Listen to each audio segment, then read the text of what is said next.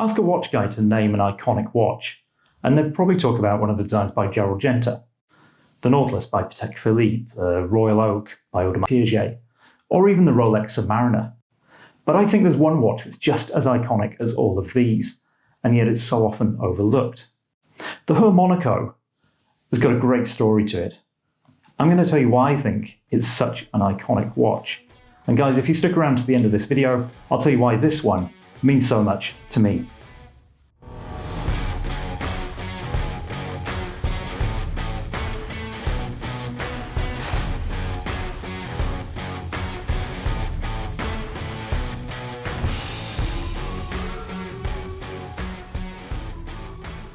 So guys, before we get into it, I just wanted to say that I was absolutely thrilled at the response I had to my last video about the Tudor Pelagos FXD. If you haven't seen that one, I'll leave a card at the end, go back and check it out. This is a brand new channel, guys. That was my first video, and I really appreciate your support. So if you haven't already subscribed, please click that subscribe button now. So I want to take you back to 1969. Zenith and Seiko are poised to release the world's first automatic chronographs, and other manufacturers are racing to keep up. In the preceding years, Swiss manufacturers Heuer and Breitling formed an alliance, working with movement manufacturer Dupuis de Praz to develop their own automatic movement. This was known as Project 99. The result was a Calibre 11, which Jack Heuer planned to use in the Autavia and the Carrera series. But Heuer was an astute businessman, and he appreciated that the new chronograph really had to have a point of difference in order to stand out. So after seeing a new and unique water-resistant square case design from Erwin Piquerez, a Swiss case manufacturer, Jack Heuer immediately secured the exclusive rights to the design, and on the 3rd of March 1969, the Heuer Monaco 1133B was launched. But it was another inspired decision by Jack Heuer, made during the development of the Calibre 11 movement, that played a large part in why the Heuer Monaco went on to achieve its iconic status. While today brand ambassadors are commonplace in the watch industry, back in the late 1960s that wasn't the case.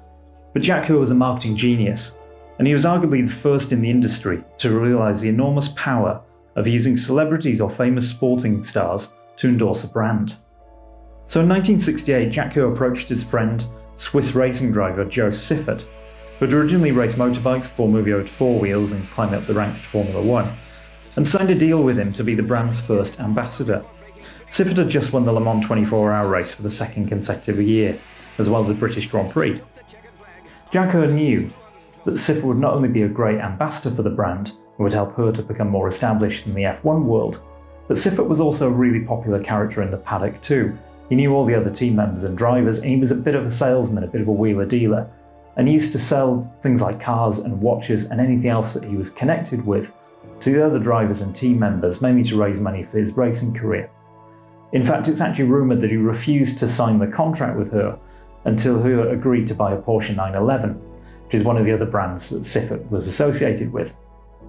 While all this is happening, on the other side of the Atlantic, actor and producer Steve McQueen, who's a huge motorsport fanatic and an amateur racer himself, wants to make a film about the high-octane and dangerous world of Formula One, and he sets out to buy the rights to a book that he decides to turn into a film, to be called Day of the Champion.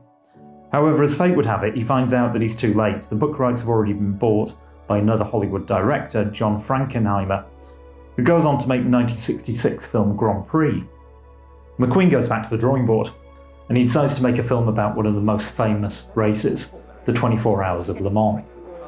McQueen's production company, looking for a technical advisor to make sure the film is as accurate as possible, hires Joe Siffert, who coaches Steve McQueen and also takes the role of lead stunt driver.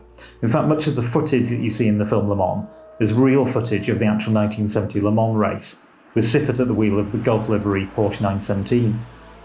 Determined to make the film as authentic as possible, Steve McQueen decides that his character, Delaney, will wear an exact replica of the race suit worn by Joe Siffert in the 1970 Le Mans 24-hour race.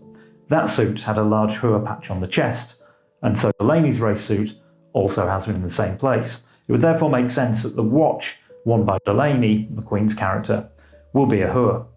So the production company reaches out to Heuer, who send them 3 models, an Autavia, a Carrera, and the brand new Monaco. Steve McQueen himself selects the Monaco.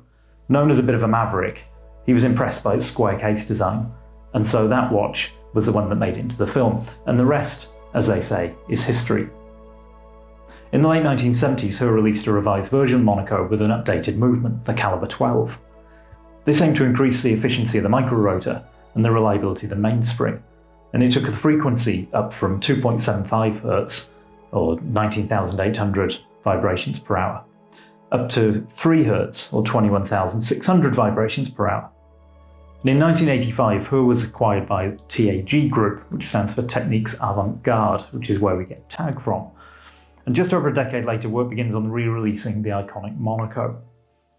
The one I have here is a Calibre 12, but this is a modern version of the Calibre 12. Essentially, this is a Sleater SW300 base movement. This one is 4 Hz, 28,800 vibrations per hour, with a 40-hour power reserve, and it's got the Depuis de Praz automatic chronograph module on top, just like the original. So in 2009, for the 40th anniversary of the Monaco, TAG Heuer released the Calibre 11. The main differences between the Calibre 11 and the Calibre 12 is that the Calibre 11 has the crown on the left-hand side. Many people argue that the Calibre 11 is the better watch, and it's hard to disagree with them in terms of its authenticity to the original 1133B worn by Steve McQueen. But under the surface and functionally, they're essentially the same watch. They use the same movement and the same Sleater SW300 base, albeit on the Calibre 11 it's been rotated 180 degrees so that the crown can be on the left. So why do I love this particular Monaco so much?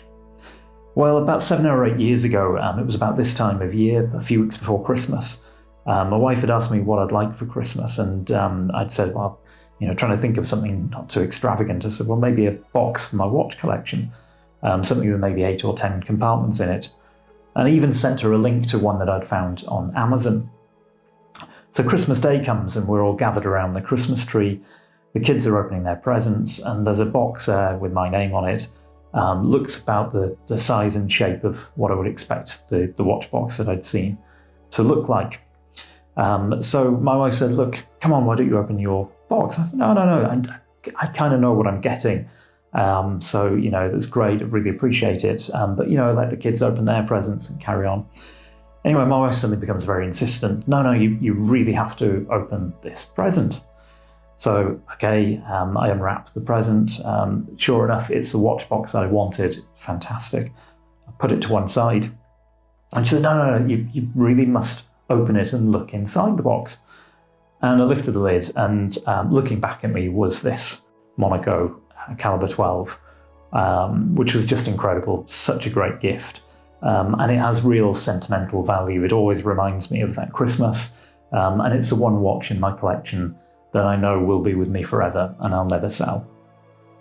So guys, I'd love to know what you think of the Monaco. If you think it's an iconic watch, please tell me in the comments below. If you've got a watch in your collection that's special to you and has real sentimental value, I'd love to hear all about that too.